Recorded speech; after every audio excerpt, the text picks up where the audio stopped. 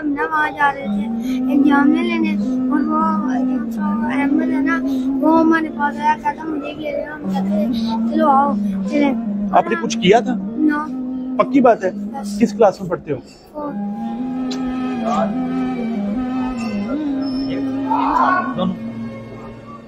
मुन पर्चा बखाओ यार।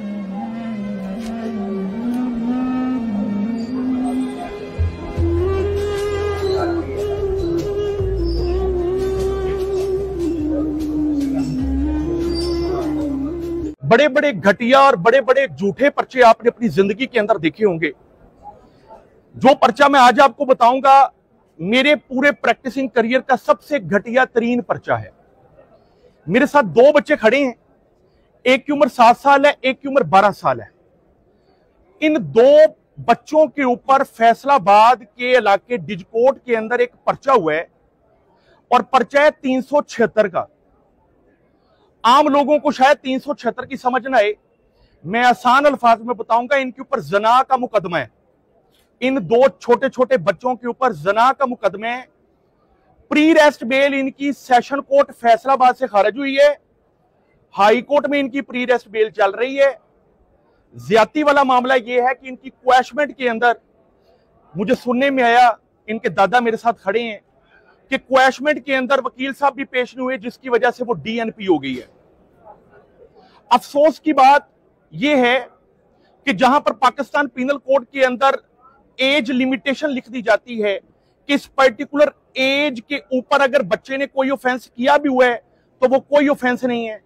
यहां पर इन दो बच्चों की मोहल्ले में लड़ाई होती है, और उस लड़ाई के अंदर बड़े पार्टिसिपेशन कर देते हैं। उन बड़ों की लड़ाई की वजह से इन दो मासूम बच्चों के ऊपर, एक 7 साल का, एक 12 साल का, एक जाली जना का मुकदमा दर्ज किया जाता है।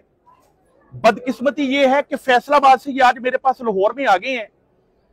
इतने दोस्त यहां पर इर्द गिर्द खड़े हो गए। जरा दिखाइए कि हादसे से बड़ा सानेहा यह हुआ, लोग ठहरे नहीं हादसा देखकर, कि फैसलाबाद से ये बच्चे मेरे पास इधर तक आ गए हैं। कहां गया आरपीओ फैसलाबाद, कहां गया सीपीओ फैसलाबाद? उनको शर्म नहीं आई कि दो बच्चों के ऊपर जना का मुकदमे, जाली मुकदमे, और ये बच्चे यहां पर लाहौर में इंसाफ मांगने आए हैं। उनके दादा मेरे साथ मौजूद हैं। ये जब्त में ना रह सके, कुछ देर पहले रो पड़े थे। बड़ा ज्यादती वाला मामला है। आईजी पंजाब साहब भी इस मामले का नोटिस लें। इन दो बच्चों के फ्यूचर का सवाल है, और ये वीडियो कोई पब्लिसिटी स्टंट नहीं है, ये वो हकाइक है जो हम आपके सामने रख रहे हैं कि लड़ाई के मुकदमात के अंदर, सिविल मुकदमात के अंदर जना के जाली मुकदमात दर्ज किए जाते हैं, चर्च के जाली मुकदमात दर्ज किए जाते हैं, डकैती के जाली मुकदमात दर्ज किए जाते हैं।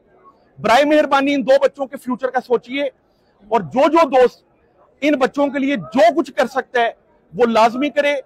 अल्लाह आप सबको अपने हिफ्ज़ो-मान में रखे।